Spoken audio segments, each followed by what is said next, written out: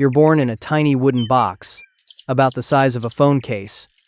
Your eyes aren't even open yet, and your body looks like a pink cocktail shrimp with a giant head. No feathers, no dignity, nothing. Just blind, naked, and hungry. Your mom pokes her head in every few hours to drop some semi-digested seed paste into your gaping mouth. Yum, secondhand lunch. The box is crowded.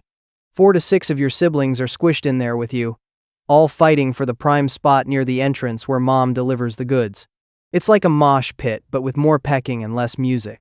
Every time you hear wings flapping outside, you and your siblings go bonkers, stretching your necks so far you look like featherless giraffes, begging for that next hit of seed vomit. About 2 weeks into your life, things start getting interesting.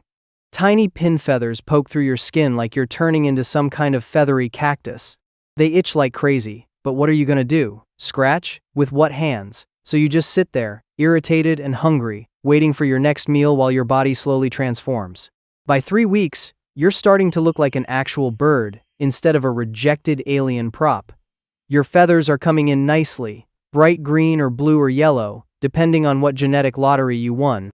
Your eyes are open now, which means you can finally see the wooden prison you've been living in. Congrats. Time to leave the nest box. You wobble to the edge and take your first steps into the outside world. Except the outside world is just a slightly bigger cage. Plot twist: the cage has some bells, a mirror, and a couple of perches. This is it. This is your entire universe now. Your parents are done with the whole feeding thing. Time to learn how to crack seeds on your own, buddy. You watch them intently, trying to copy their technique. First attempt? Total disaster. Seeds flying everywhere except your mouth. Second attempt? Slightly better, but the shell got stuck to your tongue. Third attempt? You almost choke on a husk. Fourth? You bite your own toe instead of the seed. By the 10th try, you've finally got it down. Your parents watch from the other side of the cage, probably wondering how they produce such an uncoordinated offspring. Who knew eating would be such hard work? Flying is next on your to-do list. Your wings are finally strong enough to lift your tiny body. You flap frantically, launching yourself off a perch, and smack straight into the cage bars. Try again. This time you make it to another perch. Success! Your entire flight was about 8 inches. But hey, we all have to start somewhere. A few months go by, and you've mastered the art of being a budgie. You can fly from one end of the cage to the other without crashing.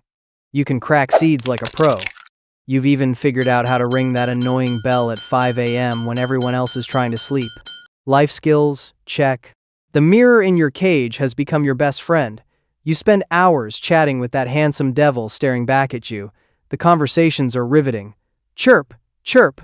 Wow, great point, Mirror Me. Chirp. It's a bit sad that your most meaningful relationship is with your own reflection, but budgies aren't exactly known for their deep philosophical insights. One day, a giant hand reaches into your cage. You freak out, flapping around like you're auditioning for a hummingbird role. The hand eventually catches you, and you're brought face to face with the giant creature that occasionally refills your food dish. The giant is trying to get you to step onto its finger. Fat chance. You respond with a perfectly aimed poop shot and a bite that would make a T-Rex proud. After a few more terrifying hand encounters, you start to get the hang of it. Step up, get millet, step down. Simple transaction. The giant seems pleased with your progress and starts taking you out of the cage more often. The world outside the bars is huge and scary, filled with ceiling fans, death traps, windows, invisible death traps, and other animals. Furry death traps. But it's also exciting. You can fly more than 8 inches. Revolutionary. The giant is making weird noises at you all the time. Hello, pretty bird, who's a good budgie? You have no idea what this means, but you start mimicking the sounds. Your first word is hello, though it sounds more like hue because, let's face it, you're working with a beak here, not lips. The giant goes nuts over this, which means extra millet, so you keep doing it. You quickly figure out this is the easiest way to score treats. Open beak. Make noise that sounds vaguely like their noises. Receive seed. It's like you've trained them, not the other way around. Your vocabulary grows. You learn to say pretty bird, your name, and various whistles and tunes. You're basically a feathered parrot, just smaller and not as snooty. The giants are impressed with your linguistic skills, completely unaware that you have no idea what you're saying. You're just a tiny green speech recorder with wings. Life settles into a routine. Wake up at dawn, screech for a while because why not? Eat seeds, play with toys, chat with Miryu, take a nap, screech some more, eat more seeds, and go to sleep when it gets dark. Not exactly the wild adventure your ancestors had in the Australian outback, but at least nothing is actively trying to eat you. Speaking of wild ancestors, they would fly in massive flocks of thousands, covering the sky like a living, chirping cloud. They'd zoom through open spaces at breakneck speeds, foraging for seeds and soaking up the sun. You, on the other hand, get excited when the giant moves your cage next to the window so you can watch the action outside. One day, the giant brings home another budgie. Finally, a real friend who isn't made of reflective glass. Your new roommate is a different color than you, maybe blue or white where you're green or yellow. After some initial squabbling over who gets the top perch. Spoiler. It's always whoever poops on the other one first. You become inseparable. Now you have someone to groom, someone to regurgitate seeds with budgie romance at its finest, and someone to harmonize with during your 5 a.m. concerts. Life is looking up. You and your buddy spend hours preening each other's head feathers, the one spot you can't reach on your own. It's like having a personal stylist who occasionally tries to mate with you. If you're lucky, your cage mate is the opposite sex, and the giants decide they want baby budgies. Before you know it, that wooden box is back, and you're expected to get busy making the next generation. Your mate lays eggs, and then it's weeks of sitting on them, protecting them, and eventually feeding those same naked, hungry chicks you once were. The cycle continues, and now you're the one delivering semi-digested seed paste to squealing mouths. But let's say breeding isn't in the cards. You and your buddy still have a blast, chattering away in your own secret language. That's part English words, part budgie noises, and part whatever random household sounds you've decided to mimic. The dishwasher beeping? Added to the repertoire. The microwave ding? Classic hit.